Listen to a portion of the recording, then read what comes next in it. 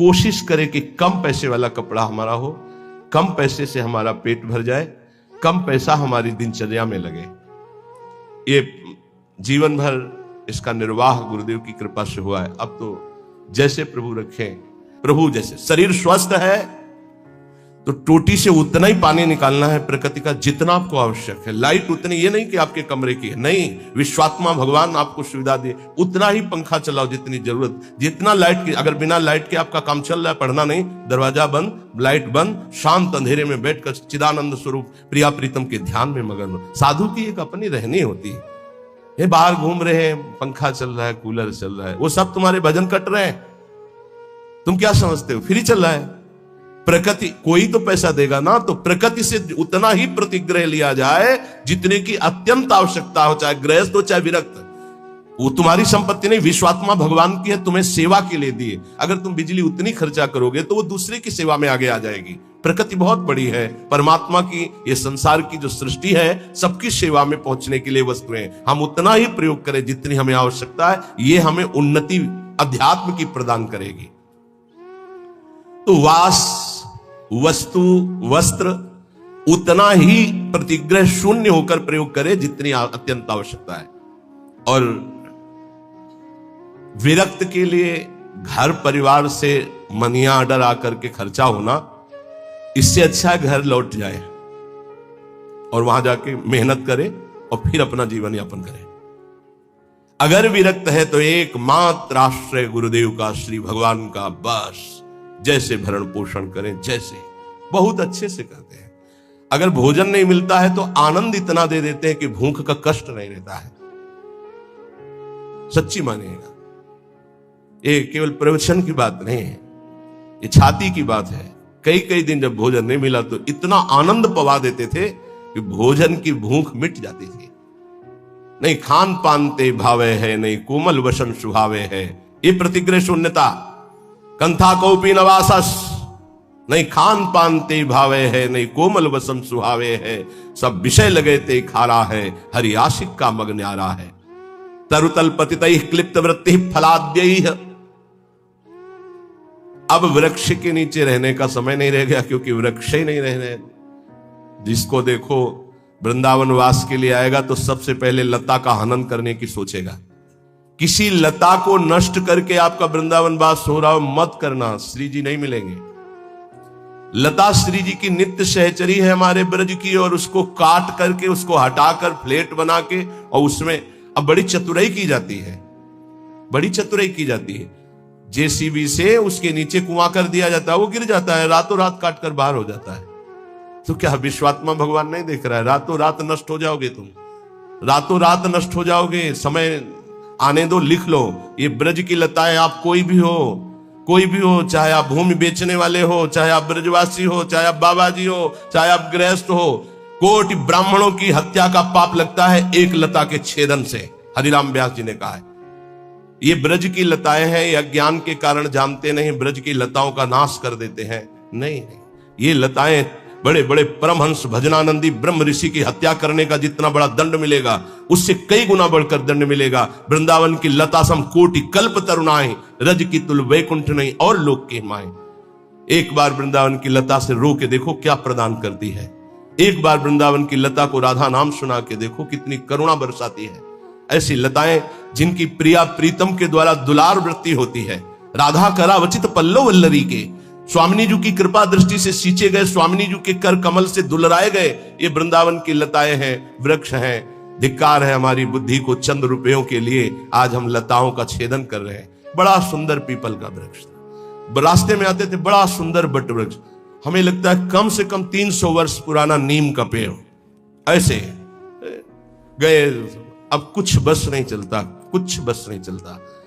हरिराम व्यास जी आज के 500 वर्ष पहले लिखे थे कि वृंदावन मथुरा कट रहा है, मुझे बर्दाश्त नहीं हो रहा। कट रहा है मतलब लताएं, मानसरोवर में इतनी लताएं थी। आज के 25 वर्ष जो दर्शन किए, कुंज की कुंज, कहीं घुस के बैठो, रो प्रिया प्रीतम के लिए, ऐसा वातावरण।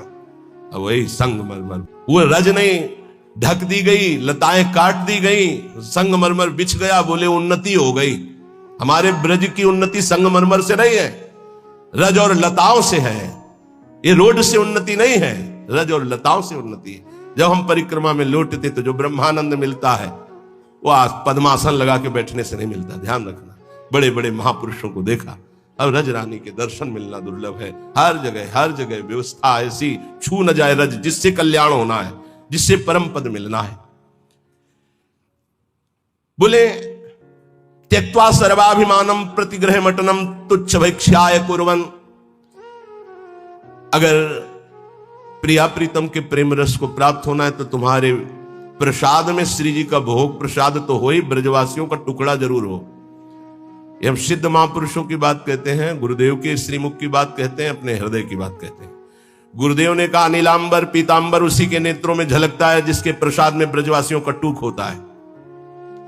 बड़े बड़े महापुरुषों ने ब्रजवासियों के टूक की महिमा गाई है और ऐसे आदेश दिए हैं कि यदि वो बच्चे को शौचाकर बिना धोए उसी हाथ से रोटी दे रही तो दोष दर्शन मत करना, उस रोटी को ले लो और धो करके पालो, तुम्हें प्रिया प्रीतम की प्रेम प्राप्ति होगी।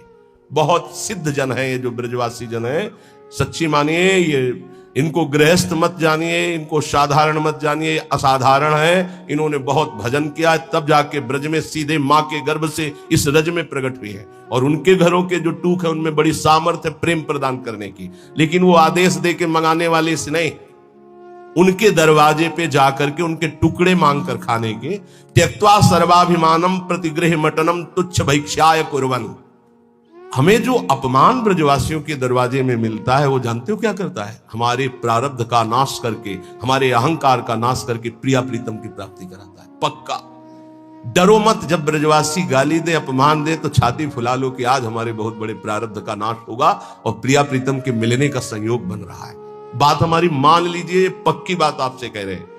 त्यक्त्वा सर्वाभिमानम प्रतिग्रह मटनम तुच्छ भैक्ष्याय कुर्वन्। कुछ लोग ये शब्द सुनकर, जैसे हितधाम में भी वृंदावन महिमामृत की चर्चा, तो ब्रजवासी के पास जो है अपने कि देखो हमारे पास सब कुछ है, आदेश हुआ है कि भिक्षा ले, तो पहले ये दिखा के सम्मान प्रीता चाहना, ऐसा नहीं। त्यक्त्वा सर्वाभिमानम प्रतिग्रह मटनम तुच्छ भैक्ष्याय कुर्वन्। अपने को तुच्छ समझकर, सब अभिमान त्याग कर ब्रजवासियों के प्रत्येक दरवाजे पर जाकर राधे श्याम। प्रत्येक दरवाजे का मतलब आज इन 5 घरों में तो कल उन 5 घरों में नहीं, दूसरे 5 घरों में परिचय न बनने पावे। तुच्छ भैक्ष्याय कुर्वन् न व्यर्थ वार्ताम। कभी बेकार 1 मिनट भी न जाने पावे। कथमपि न व्यर्था चेष्टया कालयापि। कोई भी 1 मिनट व्यर्थ के कार्यों में न जाने पावे। भिक्षान्न पाना, लंगोटी वाला बनना अर्थात जितेंद्रीय भाव रखना, वास और वस्त्र की याचना न करना, प्रभु जैसे जहां रखें वैसी व्यवस्था में रहना, उदर पोषण में भिक्षान्न जरूर होना चाहिए ब्रजवासियों का। और वो टूक अभिमान रहित होकर जो मांगा गया है, तो वृंदारण्ये निवत्स्याम मनुशरन् राधिकैकात्मलोकान्। वो वृंदावन में प्रिय प्रेमियों का अनुसरण करते हुए श्री किशोरी जी को अपने हृदय में देखता है। पहले साक्षात्कार यहां होता है किशोरी जी का। श्री राधिका स्फुरत में हृदय केल सिंधु। श्री राधिका स्फुरत में हृदय केल सिंधु। नारायण या गौर श्याम को हृदय निकुंज बस पहले इस निकुंज में दर्शन, फिर जब आंख तब दिखाई देता है बाहर। पहले अंदर के नेत्र, हृदय के नेत्रों में पहले प्रियालाल का साक्षात्कार होता है, तो वही हृदय के नेत्र बाह्य नेत्रों में प्रकाशित होते हैं, तो जिधर देखता है जुगल जोरी का साक्षात्कार होता है। श्रीपाद प्रबोधानंद जी कह रहे हैं जो इस तरह से श्री वृंदावन धाम का आश्रय, शरणागति और रहनी से वास स्वीकार करता है, उसे बहुत शीघ्र प्रिया प्रीतम के प्रेम रस की प्राप्ति होती है। उपासक, ये 84 हैं वैष्णव जनों के संपूर्ण दिव्य लक्षण। ये वैष्णव धर्म बहुत महामहिम धर्म है, बस सुनना और जो ना हो उनको धारण करने की चेष्टा करना, सुनना जरूर। कह रहे भगवदी वैष्णव सदैव मन में प्रसन्न रहता है। सबसे पहली वैष्णव की पहचान भगवदीय, जो प्रभु का हो चुका है। वैष्णव जो कंठी तिलक मंत्र नाम सदगुरुदेव ग्रंथ पंथ सबका उसको ज्ञान है, अपनी रसरीति का ज्ञान है, अपने गुरुदेव का आनंद है, अपने पंथ का उसको ज्ञान है। कंठी तिलक द्वादश धारण की हुई जो वैष्णव बड़ी महिमा है, साक्षात भगवान के दर्शन का संयोग जब बनता है तब ऐसे वैष्णव का दर्शन होता है, जो वैष्णव पद्धति से वास्तविक वैष्णव है। उसकी पहचान, पहला सबसे पहले वैष्णव की पहचान जो गीता जी में भगवान कहते संतुष्टा येन केनवा, हर परिस्थिति में प्रसन्न रहना, कभी भी उदास ना रहना। यह कब हो सकता है? जब आप वैष्णव होंगे। वैष्णव कौन? जो हरि का है। वैष्णव कौन? जो दूसरों को सुख पहुंचाना चाहता है। वैष्णव कौन? जो सब में भगवत भाव करता है। वैष्णव कौन? जो कभी किसी में दोष दर्शन नहीं करता, वो सदैव प्रसन्न रहेगा। यही ज्ञानी की पहचान बताई गई, ब्रह्मभूता प्रसन्नात्मा। तो वैष्णव सदैव प्रसन्न रहता, कभी उदास नहीं होता। 84 लक्षणों में पहला। दूसरा, वो बिना ठाकुर सेवा विराजमान घर में किए रह ही नहीं सकता। अर्थात उसके कुटिया में, उसके घर में ठाकुर जी विराजमान, प्रिया प्रीतम विराजमान, चाहे नाम सेवा विराजमान हो। सबके होना चाहिए सेवा, ध्यान रखना। विस्तार नहीं कर सकते हो तो राधा नाम विराजमान कर लो, 5 मिनट लगता है। स्नान कराया, वस्त्र से पोंछ दिया, थोड़ा इत्र लगा दिया, यदि सुविधा नहीं है तो जैसी श्री जी सुविधा दिए हो, जो पाना है वो भोग लगा दिया, शयन करा दिया, एक रुमाल बिछा दी, ऊपर से एक रुमाल उड़ा दी, हो गया। सेवा जरूर होनी चाहिए। दूसरा लक्षण है कि वैष्णव उपासक का लक्षण कि उसके पास सेवा होगी, नाम सेवा। जहां गुरुदेव भगवान जाते, नाम सेवा साथ, सेवा साथ। ये पूरे 84 कोष ब्रजमंडल में जहां जहां भ्रमण परिक्रमा, दंडवती परिक्रमा, सब जगह नाम सेवा साथ। तीसरा, अपने ठाकुर जी की सेवा जब तक शरीर काम करे दूसरों को कभी ना दे। जब तक शरीर काम करे तब तक दूसरों को कभी अपनी ठाकुर सेवा ना दे। अब यहां ध्यान देने योग्य बात है, जैसे कोई जन्मना सूतक या मरना सूतक होता है, समझ पा रहे?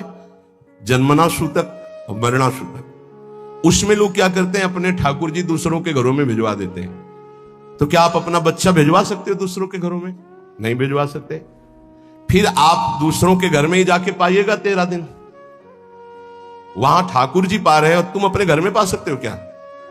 क्योंकि बिना ठाकुर जी का भोग लगाए तो हम पा नहीं सकते। हम वो सिद्धांत मानेंगे जिससे हमारी श्री जी की सेवा कदापि न रुके। इसीलिए विधि निषेध नहीं दास अनन्य उत्कट व्रतधारी, अनन्य उत्कट व्रतधारी, साधन विविध सकाम मत सब स्वार्थ सकल सबे जो अनीति ज्ञान ध्यान व्रत कर्म जिते सब काहू में नहीं मोह प्रतीति रसिक अनन्य निशान बजायो एक श्याम श्यामा पद प्रीति श्री हरिवंश चरण निज सेवक बिचले नहीं छाणी रस रीति। ये हमारी रस रीति है कि हम 8 पहर श्री जी को दुलार करेंगे, कोई जन्मे या पधारे, हमारी सेवा में कोई फर्क नहीं पड़ने वाला।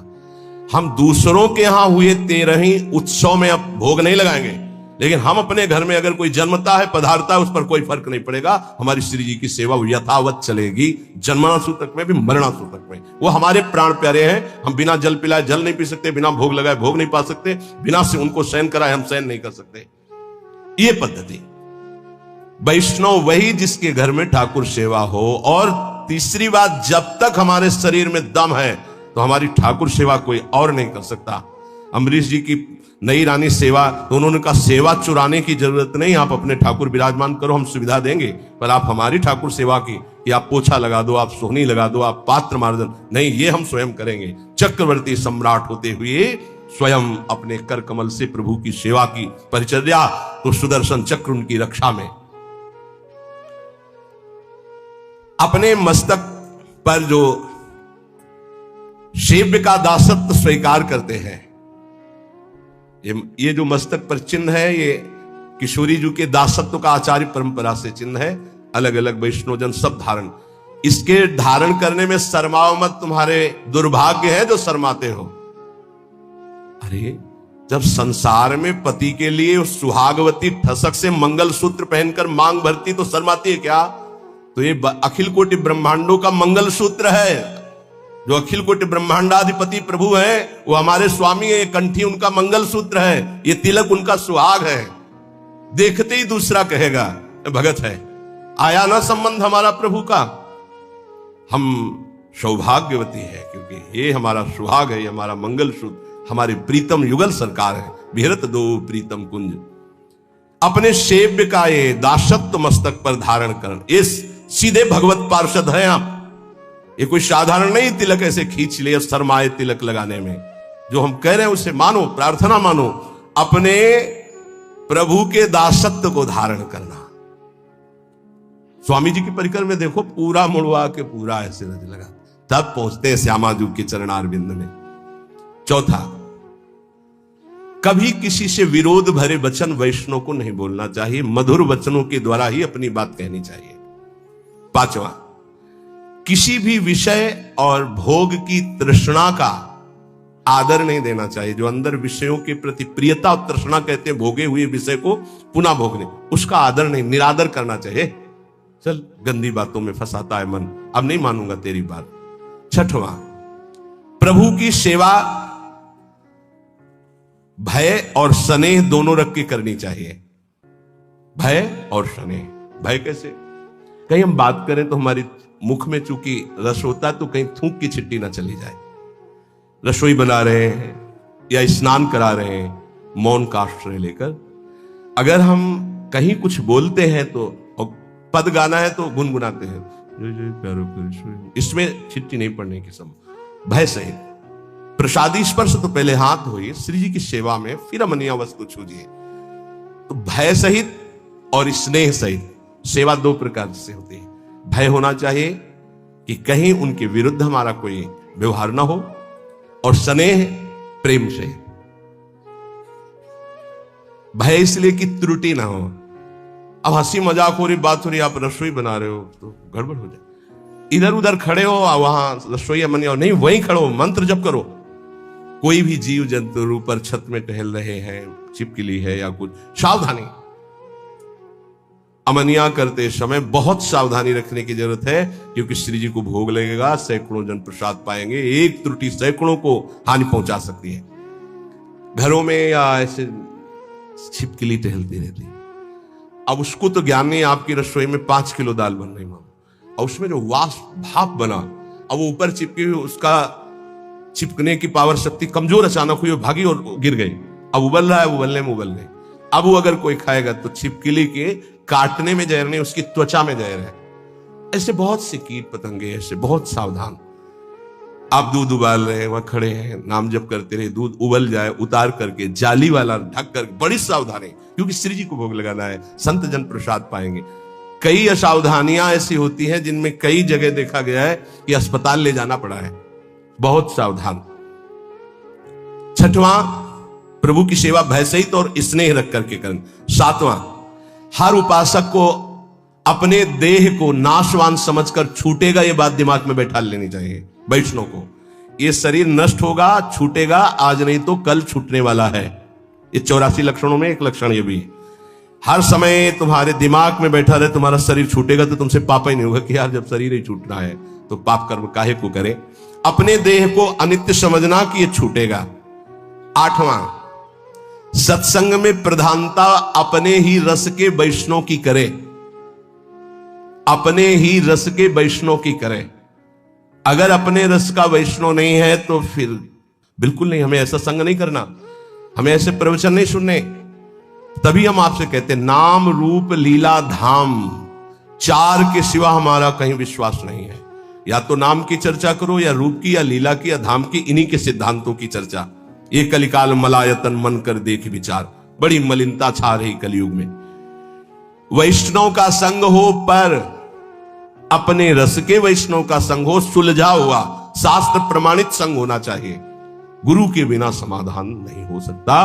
तो कह रहे वैष्णव सत्संग करे, पर ऐसे जन का संग करे जो सुलझा हुआ सत्संग हो, हमको उलझा न दे। नवा, समस्त वैष्णवों में भगवत भाव रखना, दूरी से। ये दूरी से शब्द इसलिए करें कि आज से सुना भगवत भाव, फिर उनके व्यवहार को नहीं सह पाओगे। अलग अलग व्यवहार वाले हैं, दृष्टि गई वैष्णव नमस्कार। इष्ट मिले और मन मिले, मिले भजन रस रीति, तहां तो निसंक होए मिलिए, तासु कीजिए प्रीति। नहीं तो नमस्कार सबको है, भगवत भाव सब में है। भगवत भाव रखना है, बर्ताव की बात नहीं कर रहे। समदर्शिना, भगवत भाव दर्शिना, बर्ताव नहीं, संग तो करो समझ कर। ऊपर पहले वर्णन हुआ है, वैष्णव संग करो उन्हीं रसिक महापुरुषों का जहां तुम्हें संशय न हो, सब में भगवत भाव रखना है। 10वां, अपनी बुद्धि को अपने इष्ट में स्थिर कर देना।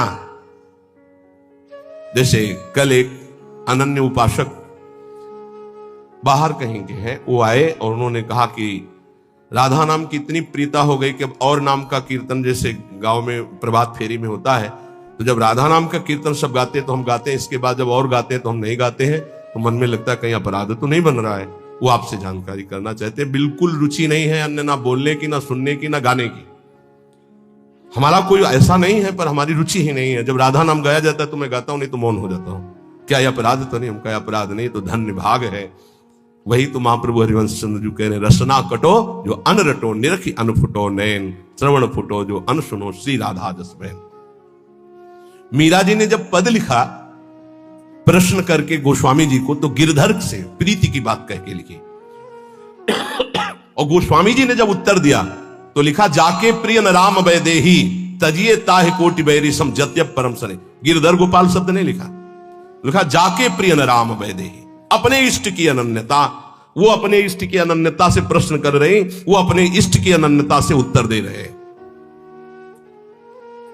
अपने इष्ट में बुद्धि स्थिर हो जाना, किसी भी प्रसंग से बुद्धि को विचलित ना करना, अपने इष्ट से।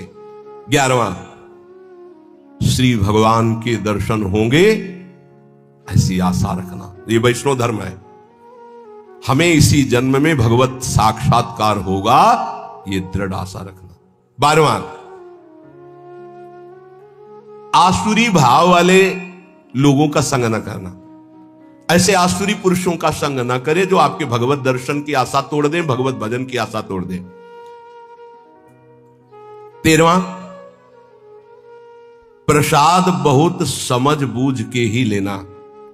वैष्णव को किसका भोग लगा हुआ है, कैसा वैष्णव है, क्या उसका पद्धति है, ये समझ बूझ करके।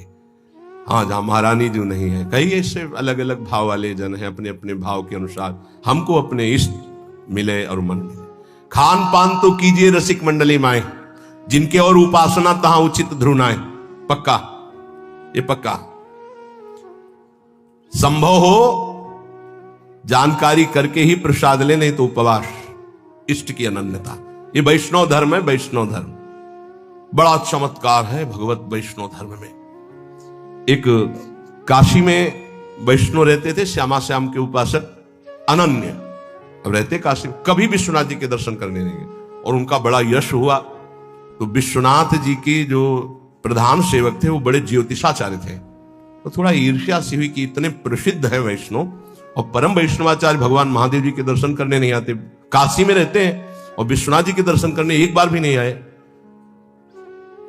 इतने थे कि नाम से, समय से, ज्योतिष की गणित लगाने में बड़े प्रवीण। उन्होंने गणित लगाई तो लिखा था आज के दूसरे दिन दोपहर के 12 बजे म्लेच्छ सेना आएगी और वो आक्रमण करके सब नष्ट भ्रष्ट कर देगी उनको। उनके मन में आया कि 1 बजे चलेंगे और फिर उनको बोलेंगे कि जिनकी नगरी में रहते हो उनके दर्शन करने नहीं आए तो उसका तुम्हें फल मिला कि देखो सब नष्ट भ्रष्ट हो गया। 1 बजे दूसरे दिन गए, ज्योतिष उनकी बिल्कुल साक्षात। गए तो नहा स्नान करके नए कपड़ा पहन रहे थे। ठाकुर जी भी वैसे, सब घर वैसा, कोई म्लेच्छ सेना नहीं है, और वो कपड़ा बदल रहे थे, नए कपड़ा। तो उनका आओ आओ, आज तो बड़ी कृपा हुई भगवान शंकर की कि आप स्वयं चलकर दर्शन दिए, इसका मतलब भगवान शिव हम पर प्रसन्न है। तो उनका मैं आश्चर्यचकित इस बात का दर्शन कर रहा हूं कि 12 बजे म्लेच्छ सेना आनी चाहिए आपके पास और आपका सब विध्वंस करना चाहिए। बोले आई थी? बोले हाँ, तो कुछ विध्वंस नहीं हुआ। बोले नहीं, जब हम ठाकुर जी को भोग लगा रहे थे तो अचानक तंद्रा आई, तंद्रा में हमने देखा म्लेच्छ सेना आई, सब विध्वंस मचा दिया। तो जब तंद्रा से हटे तो हम कहा चलो तंद्रे में सही, लेकिन म्लेच्छ तो छू गया, इसलिए स्नान करके नए कपड़ा पहन रहे और कुछ। जो प्रगट में होना था वो तंद्रा में हो गया। ये वैष्णव धर्म है। तब उनके हृदय में समझ में आया कि श्यामा श्याम के चरणों की उपासना वाले के ऊपर महादेव जी अत्यंत प्रसन्न रहते, नाराज नहीं होते, दर्शन जाए या ना जाए। जहां तक संभव हो अपने इष्ट संबंध से ही प्रसाद ग्रहण करे, अन्यथा उपवास कर ले। वैष्णव धर्म बड़ा महान वो भगवत पार्षद स्वरूप है। 14, वैष्णव को निद्रा का समय होना चाहिए। मान लो भाई प्रार्थना वैष्णव धर्म के अनुसार चलो, एक नींद का समय होना चाहिए। ये नींद का एक समय ले लो, एक समय रख लो। वैष्णव धर्म कहता है, आदेश करता है वैष्णव धर्म, नींद का एक समय होना चाहिए, उसी समय आपको नींद आनी चाहिए, अन्यथा नहीं। कमाल है अभ्यास का। लाख कोशिश करो आ ही नहीं सकती, लाख कोशिश करो आ ही नहीं सकती। अभ्यास हो गया। कैसे वैष्णव हो, जब चाहो तब सो जाओ, ऐसा कैसे हो सकता है? जब चाहो भजन में डूबो, ये तो होना चाहिए। जब चाहो तो सो जाओ, ऐसा नहीं। प्रार्थना है, सत्संग का थोड़ा कुछ % भी अगर उतारोगे तो लाभ मिल जाएगा। और ये ना सोचो कि अभी हमारी अवस्था सोने खाने की है। यही अभ्यास आपका पूरा जीवन बर्बाद कर देगा। इसको ठीक करो, इसको जगाओ। कब तक सोते रहोगे? सोने में समय बर्बाद मत करो। 3 घंटे, 4 घंटे, 5 घंटे, अब वो समय तुम देख लो। जब चाहो एक समय निकाल लो, जब चाहो, पर बार बार सोने का अभ्यास मत करो, ये बहुत हानिकारक है। निद्रा से बचिए, बहुत बड़ा जहर है ये। केवल 3 या 4 घंटे होना चाहिए। ये आलस्य, प्रमाद, ये तमोगुणी लक्षण है, इसको आदर मत दीजिए, समय बर्बाद होता है इसमें। 15वां, महापुरुषों के पास नंगे पैर चल करके जाना। जैसे संत दर्शन के लिए जा रहे तो बहुत बड़ी बात है, ये छोटी मोटी बात नहीं। भगवदी जो महापुरुष है उनके पास बिना सवारी के, बिना किसी ऐसे राजसी लिबास के, साधारण बन करके जाना और नंगे पैर जाना। कम से कम 100 कदम तो ऐसे चले जाना। मान लो बहुत वहां से चल के कहीं ऐसे उतार दो, फिर चले जाओ ऐसे, या प्रभु के दर्शन या संत महा। एक गांव में परीक्षार्थ भाव वालों की भिक्षा ली जाती, तो गांव में गए तो बहुत लोगों ने कहा कि हाँ चलिए आप भिक्षा पाले। उनका नहीं, हम भिक्षा उसी के यहाँ पाते जो 100 यज्ञ करता है, और 100 यज्ञ करने वाला तो इंद्र के समान पवित्र होता है। 100 यज्ञ कौन करेगा? गांव वालों ने कहा कि ये तो बड़ी समस्या आ गई, महात्मा भूखा गांव से जाएगा और 100 यज्ञ तो यहाँ के एक ही यज्ञ करना मुश्किल है। तो एक नववधू थी जो बचपन से सत्संग सुनती थी, उसने कहा हमें ले चलो महात्मा के पास, वो पा लेंगे। अरे बोले किसी के हाथ से नहीं पा रहे, तेरे हाथ से। बोले ले चलो। तो नंगे पैर कपड़े से ढककर भोग सामग्री लेके गए। बोले पाओ महाराज। बोले सुना नहीं मेरा नियम यहां कि 100 यज्ञ करने वाले के हाथ में। बोले 100 यज्ञ तो बहुत थोड़ी होती है। बोले ये दोहा आपको याद है? संत मिलन को चालिए तज माया अभिमान, ज्यों ज्यों पग आगे पढ़े कोटिनी यज्ञ समान। जैसे जैसे आगे चरण बढ़ाए जाते हैं वो करोड़ों यज्ञ, तो आप 100 काट ले उसमें, हमारी तो बहुत जमा है। तत्काल पा लिए भाव। किसी भी भगवदीय महापुरुष के पास दैन्य होकर नंगे पग जाना। 16वां, किसी के घोर अपराध करने पर भी क्रोध ना करना। ये वैष्णव धर्म है, क्योंकि क्रोध करने से भगवद आवेश का प्रादुर्भाव नहीं होगा। और वैष्णव वही जिसमें भगवद आवेश आता हो। बोले अब ये नहीं बोल रहे, अब तो साक्षात श्री भगवान बोल रहे हैं। किसी के ऊपर क्रोध नहीं करना। क्रोध करने से हृदय में भगवद आवेश नहीं आएगा। 17वां, जहां अपने भागवत धर्म की विरुद्ध चर्चा हो रही हो वहां मौन धारण करके तत्काल चल देना चाहिए। मौन धारण करके झगड़ा नहीं करना, वहां से तत्काल चल देना चाहिए। प्रायः जो लोग पूर्ण ज्ञानी नहीं हैं वो ऐसी बातें करने लगते हैं।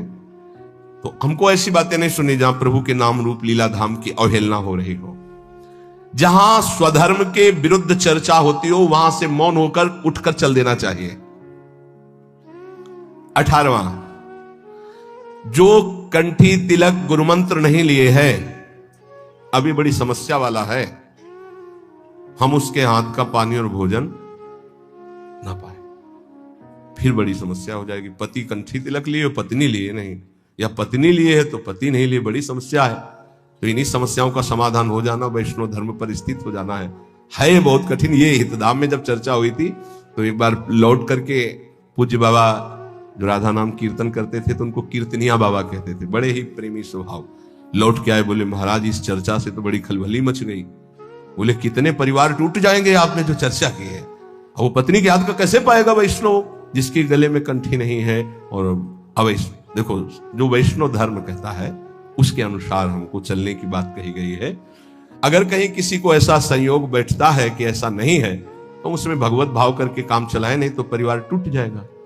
अब वो नहीं, तुम कंठी तिलक बांधे, वो नहीं बांधना चाहती, या वो बांधे तुम नहीं बांधना चाहते, तो बड़ा विरुद्ध हो जाएगा। तो हम उसमें भगवत भाव करते हैं, मेरे प्रभु इस रूप में विराजमान, अपने भाव को चलाते। वैसे ये काम चलाऊ बात है, स्थायी बात का जो यहां निर्णय है, अवैष्णव के हाथ का पानी या भोजन रांधा हुआ वैष्णव जन को, क्योंकि प्रभु को हमें भोग लगाना, प्रभु को पाना है। बड़ा है कठिन ये, बड़ा। अब मान लो आप पूरा परिवार वैष्णव, लेकिन रिश्ते नातेदारी में गए, बड़ी समस्याएं आ जाएंगी। आप किसी के ब्याह में गए तो वहां रसोईया कंठी तिलक वाला था कि नहीं, बोले नहीं, तो बोले हम नहीं पा सकते, बड़ी समस्याएं आ जाएगी। और इन्हीं समस्याओं पर लड़ करके जो आगे बढ़ता है वही भगवत पार्षद पद प्राप्त करता है। भोजन संभल जाए तो भगवत प्राप्ति दुर्लभ नहीं है, क्योंकि भोजन से ही बुद्धि का प्रभाव बदलता है। अवैष्णव के वैसे वैष्णव सिद्धांत कहता है, 19वां सिद्धांत है भाई, 84 सिद्धांत है, समझ लीजिए। अवैष्णव के हाथ से अपनी ठाकुर सेवा में सेवा शामिल ना करना, कोई भी सेवा शामिल नहीं। आप दीक्षित नहीं, आप हमें जल नहीं दे सकते हम श्री जी को स्नान कराने के लिए, वो हम स्वयं अपने हाथ से करें। अगर सम्मिलित हो सेवा में तो कंठी तिलक वैष्णव होना ही चाहिए, ऐसा आदेश है शास्त्र का। 20वां, हर परिस्थिति में धैर्य को कभी ना खोना, कुछ भी हो जाए धैर्य ना खोना। जैसे अपने एक ब्रजवासी बलराम जी बता रहे थे कि हमारे पड़ोस में एक नियम पूर्वक वैष्णव भजन करते थे। उनके एक ही बेटा थे, वो मथुरा गए हुए थे, एक्सीडेंट हुआ और मथुरा में ही, तो उनके पास सूचना है कि तुम्हारा बेटा एक्सीडेंट में मारा गया। तो उनका मर गया है? बोले हाँ मर गया। बोले आप लोग लाओ हमारा, जब तक माला पूरा नहीं होगा तो हम नहीं उठेंगे। माला पूरा किया तो कितना धैर्य है, नहीं तो छूट जाए ना माला। दूसरी बात, अपने राधा वल्लभी समाज के मुखिया जी, अभी जो राकेश जी, इनके पिताजी जी बड़े मुखिया, बड़े सिद्ध महापुरुष थे। हारमोनियम में ऐसे जे ही नमो नमो जय श्री हरिवंश अंगुली रखी, आंख मुंद गई, सब बाणियां कंठस्थ थी, और बस आंख तभी खुलेगी जब पूरा श्री जी को समाज सुना देंगे। इतने बीच में मुखिया जी के जो पुत्र थे उनको शरीर में आग लग गई, किसी हेतु से ऐसे सूचना ही कि ऐसा। मुखिया जी ने आंख नहीं खोला, बड़े मुखिया जी इनके पिताजी जब पूरा पद सुना चुके पूरा श्री जी का, तब उठ करके बाहर गए। इसे कहते हैं वैष्णव धैर्य। जैसे श्रीवास के घर में उनका पुत्र पधार गया, महाप्रभु चैतन्य देव कीर्तन कर बिल्कुल आनंद मगन होकर कीर्तन करते रहे, कोई, इसको कहते हैं वैष्णव धैर्य। नहीं तो हो कि महाप्रभु कीर्तन कर रहे, पुत्र पधार गया, बड़ा मंगल हो गया, लेकिन उन्होंने बड़ा मंगल माना कि महाप्रभु कीर्तन कर रहे, पुत्र पधार गया, मतलब साक्षात श्री कृष्ण को प्राप्त हुआ। तो अब इसमें तो और नाचने की बात है, धैर्य। 21वां, प्रभु के चरणारविंद में अपने मन को स्थित करते हुए, नाम जप करते हुए सारे कार्य करना। सांसारिक ग्रह कार्य भी नाम जप करते हुए प्रभु के चरणों का ध्यान करते हुए करना। 22वां, भक्तों के साथ सख्य भाव, नूतन स्नेह रखना। जैसे कोई अपना सगा मित्र आवे तो अरे बड़े भाग्य आप, संत को देखते ही, भक्त वैष्णव को देखते ही हमारे हृदय में ऐसे आह्लाद हो। 23वां, भगवत सेवा या संत सेवा या गुरु सेवा के अवसर पर बात न करना, और करना तो ऐसे की जाती है। अगर हम भगवत सेवा कर रहे हैं, कोई बात करनी तो ऐसे करना है, किसी संत के सामने ऐसे बात करना है, गुरुजनों के सामने ऐसे। उच्च स्वर से प्रलाप ना करें। 24वां, सेवा करते समय अत्यंत सौभाग्य माने, ओहो अपनी प्रियाजू को चंदन लगाने को मिल रहा है, अपनी प्रियाजू को चंवर डुलाने, अत्यंत सौभाग्य महत्व रखकर सेवा करना। 25वां, प्रभु की सेवा करके प्रभु से कभी कोई सेवा के लिए भी वस्तु न मांगना। सेवा करते हुए सेवा के लिए भी, खस का ही त्रोता तो बढ़िया है, क्यों? प्रभु को जो पसंद। एक बार हमने कहा था अगर इत्र नहीं होगा तो हम चमेली की शीशी ले आएंगे, उसका भी पैसा नहीं होगा तो पानी है। हम आपके सेवक हैं, वस्तुओं से सेवा नहीं, प्राण समर्पित करके। अब वस्तु स्वाभाविक है, उसी से सेवा करेंगे। प्रभु की सेवा करके प्रभु से सेवा की वस्तु भी ना मांगना, अपने लिए तो बात जाने दो। तो बोले फिर कैसे काम चलेगा? तो सर्वज्ञ प्रभु अपने आप व्यवस्था करेंगे, जितने में दे उतने में राजी रहो। जथा लाभ संतोष सदा का हो, सो कछु न चाहोगे। 26वां, प्रभु के नाम से आई हुई वस्तु को प्रभु के ही सेवा में लगाकर प्रसाद रूप में उपभोग करना, नहीं तो दुर्गति हो जाएगी। जैसे ब्रज के भक्तों में लिखा है कि नंदगांव में एक बाबा गुफा में भजन करते थे, तो पीछे से आवाज आई जब माधुकरी लेकर जा रहे थे, ए बाबा अपनी जूठन दे दे तो हमारा उद्धार हो जाए। पीछे मुड़ के देखा तो कोई दिखाई नहीं दी। फिर आवाज आई, सुने ना है, अपनी जूठन दे दे। फिर पीछे मुड़े तो देखा एक कुत्ता। बोले हाँ हाँ ठीक देख रहे हो, मैं कुत्ता नहीं हूं, मैं प्रेत हूं। कौन हो तुम? मैं नंदगांव का सेवक। क्या हुआ, कैसे इस गति को प्राप्त? बोले ठाकुर जी को दी हुई भोग सामग्री अमनिया हम प्रयोग करते थे। रुपया भी आया तो पहले ठाकुर जी के चरणों में रखो, अमनिया जो आया पहले ठाकुर जी को अर्पित करो, फिर प्रसाद रूप से आप पा सकते हो। अमनिया कभी ऐसा नहीं, क्योंकि फिर उससे गड़बड़ी हो जाएगी। श्री ठाकुर जी के नाम से आई, सब ध्यान से सुन लो, ऐसी कभी चूक नहीं होनी चाहिए। श्री ठाकुर जी के नाम से आई हुई सेवा वस्तु को ठाकुर जी की सेवा में ही अर्पित करके प्रसाद रूप से स्वीकार करना, नहीं तो ठीक नहीं रहेगा।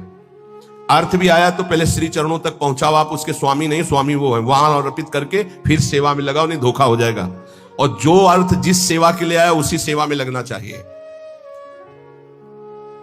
27वां, जितने भी वैष्णव हैं सबके हम दास हैं, ऐसा भाव रखना। सब संतन को दास, पक्का, ये भाव तो पक्का बिल्कुल रखना चाहिए। संघ की हम बात नहीं कर रहे, भाव रखने की, सब संतों के हम दास हैं। 28वां, किसी भी संत से, भगवत भक्त से, वैष्णव से द्वेष न बनने पावे। यदि हम संग करेंगे तो कहीं उनके ऐसे वचन निकले जो हमारे गुरु, हमारे इष्ट, हमारे भगवदीय भाव में, तो हमें उनसे द्वेष होने की संभावना है। इसलिए किसी भी वैष्णव से हमें द्वेष नहीं करना, इसलिए हमें संग भी नहीं करना, बहुत संभाल के। 29वां, अपने श्री ठाकुर के उत्सव को, श्री जी के उत्सव को आनंद पूर्वक मनाना, हर उत्सव को। 30वां, नित्य किसी महापुरुष के सत्संग में स्वयं चलकर जाकर सुनना, नित्य महापुरुष का सत्संग सुनना, यह बहुत बड़ा सौभाग्य होता है। आज सत्संग का बहुत घाटा है, बहुत घाटा है। ये तो श्री जी की बड़ी कृपा है कि प्रातःकालीन ब्रह्म मुहूर्त में 4:15 बजे, 4:30 बजे से अपने को सत्संग कथन श्रवण करने का सौभाग्य मिल रहा है। नहीं, बहुत दुर्लभ सत्संग है, सत्संग शब्द बहुत दुर्लभ है। भगवदीय महापुरुषों का सत्संग करना। 31वां, वैष्णव मर्यादा के विरुद्ध कभी आचरण न होना। जैसे कई बार विनोद में बताया कि माला टंगा हुआ है, ऐसे गोलगप्पे खा रहे हो, या आप खड़े खड़े लोग शंका कर रहे हो, कुछ भी ऐसा। वैष्णव धर्म की मर्यादा के विपरीत आचरण न करना। 32वां, किसी भी संत में, भक्त में, वैष्णव में छल छिद्र न देखना, छिद्रान्वेषण, दोष दर्शन न करना। बहुत ही सूक्ष्म विषय, इसलिए आंख बचा के।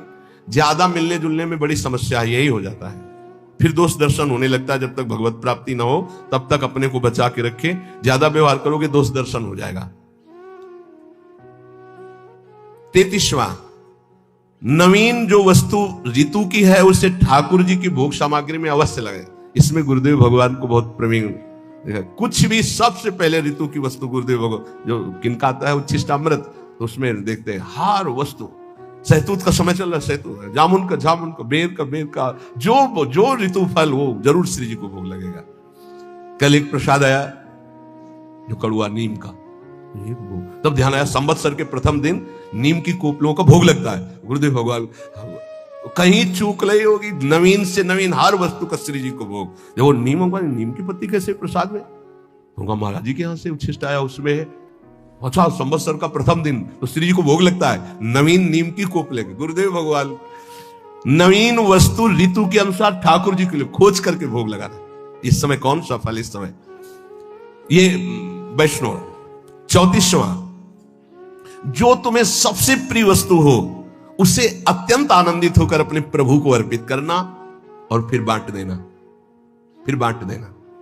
जैसे खान पान की बहुत प्रिय वस्तु है तो प्रभु को आनंदित हो गया, आप प्रभु पाओ, आनंद पूर्वक भोगला। पर्दा लगाओ और 20 मिनट रखो, मंजीरा उठाओ और पद गायन करो, आचमन लगाओ, रुमाल से पोछा, अब देखो अब प्रसाद पाओ, गरम गरम पकौड़ा नहीं, और उसमें भी 2-4 बांट दो। कैसे बांट दें? कुछ पशु पक्षी ब्रज के हैं या जो बाहर है, पूरा जो बहुत प्रिय वस्तु हो भोग लगा के पूरा नहीं पाना, थोड़ा उसे बांटो प्रिय वस्तु को। 35वां, कुछ भी हानि हो जाए, हमारे ठाकुर चिंतन और ठाकुर सेवा हो रही, इससे बड़ा कोई लाभ नहीं, हमें शोक नहीं करना, कुछ भी हानि हो जाए। 36वां, बड़े से बड़े सुख और दुख में ठाकुर जी के सिवा हमें और ना हर्षित होना है ना शोकित होना है। आ जाए तो जय श्री राधे और चला जाए सब तो जय श्री राधे, सुख दुख में समान भाव रखना। 37वां, स्वयं अपने आचार्य ग्रंथ का नित्य पाठ करना, नित्य पाठ करना आचार्य ग्रंथ का। 38वां, श्री सर्वोत्तम प्रियालाल को पद सुनाते हुए हर सेवा का, जैसे स्नान कर रहे हैं तो स्नान का पद है, भोग लगा रहे तो भोग का पद है, आरती का तो आरती, पदों के द्वारा श्री ठाकुर जी की प्रियाजू की सेवा करना। 39वां, यमुनाष्टक का नित्य पाठ करना, क्योंकि दुरंत मोह का नाश करके यही राधिका पते पदा विभक्ति मुत्तमा मवाप्यशा ध्रुवम भवित परत तत्प्रियानुगा, बहुत जल्दी लाभ मिल जाएगा। 3 बार यमुनाष्टक का पाठ करने के लिए महाप्रभु ने कहा है, प्रातः मध्याह्न सायं, और इससे आपके हृदय में प्रिया प्रीतम की भक्ति और प्रियानुगा प्रिया सहचरी भाव भी आ जाएगा और मोह का नाश हो जाएगा। मोह भंजन के लिए 3 बार यमुनाष्टक का, हमें लगता है अगर जल्दी से करो तो 10 मिनट में हो जाएगा, 10-15 मिनट में हो जाएगा, जल्दी करें तो 5 मिनट में हो जाएगा, तो कितना सस्ता सौदा है। 3 बार हम पाठ करें यमुनाष्टक का। ये 39वां। 40वां, प्रभु की जन्माष्टमी जन्मदिन आदि को उत्सव मनाना, मंगलमय संत सेवा करना, वैष्णव जनों को पवाना, ऐसा। 41वां, ठाकुर जी की जो सेवा सामग्री जो पात्र हैं उनको बहुत पवित्र रखना। मार्जन करने के बाद तांबे के पात्र में अगर ऐसे रख दो तो दाग लग जाता है, चमकना चाहिए श्री जी की सेवा में जाए तो उसको धो के कपड़े से तुरंत पोंछ करके सुखा के, तो उसमें दाग नहीं, अगर धो के ऐसे रख दिया तो फिर दाग लग जाएगा। धो के और सूखे कपड़े से रगड़, पवित्र कपड़े से, ऐसे नहीं कि वही कपड़े से रोज पोंछ दिए, रोज कपड़ा धुलेगा रोज, ऐसे सेवा नहीं होती बहुत। और वो गुरुजनों की नजर में जो सेवा करते हैं वही उसमें प्रवीण हो पाते हैं, नहीं तो कई तरह की सेवा में त्रुटियां देखी जाती हैं। ठाकुर जी की सेवा के लिए पात्र सामग्री सब पवित्र, डलिया फूल की ऐसे उठा के नहीं ली जाती, पहले धोई जाती है, पता नहीं कौन सा जीव उसमें बैठा रहा है, पहले हाथ धो, डलिया धो, फिर पुष्प चयन करो सीधे डलिया पे, हाथ में नहीं, हाथ से चयन करके डलिया पे, भले 2 फूल हैं, और फिर उन्हें सम्मान पूर्वक श्री जी की सेवा में। ऐसे ही हर पात्र, श्री जी के पात्र को श्री जी के समान आदर देना चाहिए, ऐसा नहीं कि तांबे का वो पात्र है ऐसा क्यों, श्री जी के समान श्री जी के पात्र जो सेवा पात्र वैसे आदर दिया जाता है। पूज्य श्री पंडित गया प्रसाद जी जब सोहनी घिस जाती तो छाती से लगा के ऐसे, फिर गिरिराज जी की तलहटी में जाके रज में, और कहते आपके द्वारा बहुत सेवा हुई लाडले ठाकुर की, आप बहुत कृपामयी हो, फिर सोहनी को रज में ऐसे, वैसा सम्मान। 42वां, कोई भी बिना भोग लगे हुए जल या वस्तु ग्रहण न करना, असमर्पित वस्त्र भी न ग्रहण करना। आपको कुछ भी पहनना है तो पहले प्रभु को अर्पित कीजिए। जैसे शरीर के वस्त्र हैं तो सिंहासन को स्पर्श कराते हैं, हमारे गुरुदेव भगवान की पद्धति तो बड़ी विचित्र कोटि की। नया वस्त्र आया तो पहले रज में उसको उलट पलट करके, फिर श्री जी को ऐसे करके, फिर ऐसे बिना रजरानी को स्पर्श कराए श्री जी को स्पर्श नहीं, श्री जी को तब स्पर्श और फिर वो प्रसादी धारण करना। 43वां, देने में बड़ा उदार प्रवृत्ति का होना, वैष्णव को देने में देते लेते मनो संकन धरई, जो हमारे पास है अगर कभी अवसर पड़े तो किसी को भी देने में हिचकना नहीं चाहिए, क्योंकि देनहार कोई और है, देते रहे दिन रैन, देने में हिचकना नहीं चाहिए। 44वां, चराचर जगत हमारे भगवान का स्वरूप है, इसलिए सबसे हमारा प्रिय भाव होना। 45वां, अपने वैष्णव धर्म में शरीर, मन और वाणी तीनों का नियोग, हम बोलेंगे तो वैष्णव धर्म के अनुसार, हम क्रियाएं करेंगे तो वैष्णव धर्म के अनुसार, हमारा मन सोचेगा तो वैष्णव धर्म के अनुसार। 46वां, किसी भी कार्य में अहंकार न करना और किसी भी शरीर से ममता न रखना, ना अपने शरीर से, ना अपने शरीर संबंधियों से, और किसी भी कार्य में अहंकार न करना, यह वैष्णव का परम लक्ष्य है। 47वां, घोर अपराधी पर भी क्षमा परायण रहना, घोर हमारे प्रति अपराध कर दे तो भी क्षमा करना। 48वां, जो कुछ श्री जी की, ठाकुर जी की इच्छा से अपने पास है उसी में संतोष रखना, मांगना नहीं किसी से भी। 39वां, सदैव पवित्र रहना, पवित्र वस्त्र धारण करना, पवित्र विचार रखना, वैष्णव है ना। 50वां, सेवा में, पाठ में, भजन नियम में या गृह कार्य में आलस्य रहित रहना, आलस्य ना आने पाए। 51, कभी किसी का पक्षपात लेकर के वार्ता न करना, जो धर्म की बात है वही कहेंगे, पक्षपात लेके नहीं। 52, सब प्रकार के लौकिक भोगों का प्रभु के लिए त्याग करना। 53, मन में किसी भी भोग की इच्छा आए तो प्रभु के सामने रखना, देख लो आप संभालो, आपकी वस्तु है। प्रभु प्रदत्त वस्तु में संतुष्ट होते हुए कभी भी ना प्रभु से, ना किसी व्यक्ति से, ना किसी देवता से कोई चाह ना रखना।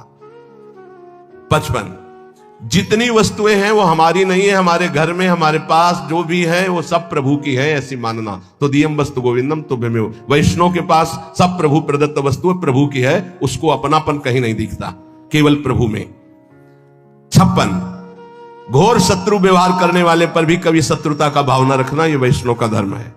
57, वैष्णव कभी असत्य भाषण नहीं करता, वैष्णव को कभी असत्य भाषण नहीं करना चाहिए। ये इसमें बड़ी चूक अब होने लगी, कलयुग है, झूठ बोलने में कुछ देर नहीं लगती, मतलब पाप का कोई मतलब ही नहीं रह गया झूठ बोलने में, बिल्कुल शब्दों से 1 मिनट में पूरी बात झूठ बोल लियो, तिलक लगाओ, कंठी बांधे हुए है। ये अपने लोगों को तो ध्यान देना चाहिए, जो बोले तो हम सत्य बोले, जो बोले संभाल के बोले। 58, वैष्णव की शब्द भाषा में किसी का अपमान नहीं होता, इसलिए अपमान बड़े शब्द ना बोले। और 59, अपनी निंदा होने पर प्रसन्न रहे, दूसरे की निंदा होने लगे तो कान में उंगली डाल के वहां से चल दे। बहुत सुंदर सुंदर धर्म है। 60, अपने चित्त को स्थिर रखते हुए सदैव आराध्य देव के नाम का प्रधान चिंतन रखना।